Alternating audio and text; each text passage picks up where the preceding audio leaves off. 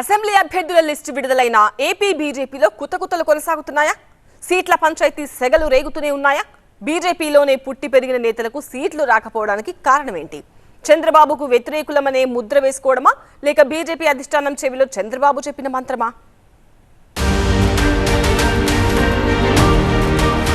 సీట్ల పంచాయతీతో AP BJP ఇంకా రగులుతూనే ఉంది. ఎంపీ, అసెంబ్లీ అభ్యర్థుల లిస్టులు విడుదలైనా ఈ కుతకుతలు ఆగడలేదు. బీజేపీలోనే పుట్టి పెరిగిన నేతలు, చంద్రబాబుకు వ్యతిరేకంగా గట్టిగా పోరాడిన జీవీఎల్, సోము వీర్రాజు, విష్ణువర్ధన్ రెడ్డి లాంటి నాయకులకు సీట్లు దక్కకపోవడం ఇప్పుడు ఏపీ బీజేపీ వర్గాల్లో చర్చనీయాంశంగా మారింది. మరోవైపు టీడీపీ నుంచి బీజేపీలోకి వెళ్లిన సీఎం రమేష్, సుజనా చౌదరి, ఆది నారాయణ రెడ్డి లాంటి నాయకులకు టికెట్లొచ్చాయి. ఇక బీజేపీలోనే పుట్టి పెరిగిన చంద్రబాబుపై పెద్దగా విమర్శలు చేయని విష్ణుకుమార్ రాజు, సత్యకుమార్ లాంటి నేతలకు కూడా టికెట్లు దక్కాయి.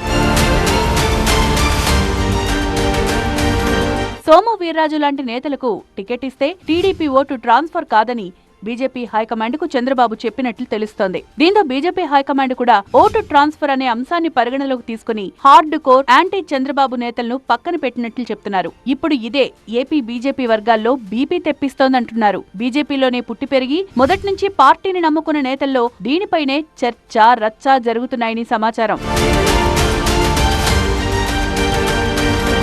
ఇక ఏపీ బీజేపీ నేతలు కళ్లు కాయలు కాచేలా ఎదురుచూసిన అసెంబ్లీ అభ్యర్థుల లిస్టు ఎట్టకేలకు విడుదలైంది. మొత్తం 10 స్థానాలకు అభ్యర్థులను ప్రకటించింది BJP. Etcherla N Eswararao, Visakha north Vishnukumar Raju, Arakuloya ST Pangi Rajarao, Anaparthi M Sivakrishnamraju, Kaikaluru Kamineni Srinivasarao, Vijayawada west Sujana Chowdary, Badvel Bojja Roshanna, Jammalamadugu Adi Narayana Reddy, Adoni doctor PV Parthasarathy, Dharmavaram Y Satyakumar సీట్లు దక్కించుకున్నారు.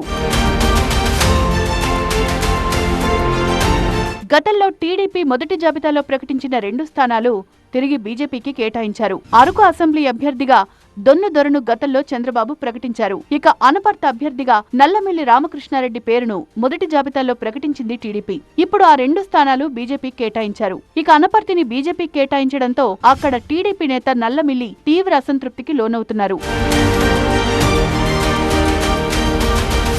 మొదటి నుంచి బీజేపీని నమ్ముకున్న నేతలకు సీట్లు దక్కకపోవడం, టీడీపీ నుంచి వచ్చిన నేతలకు సీట్లు దక్కడం ఇప్పుడు బీజేపీ వర్గాల్లో హాట్ టాపిక్ గా మారింది.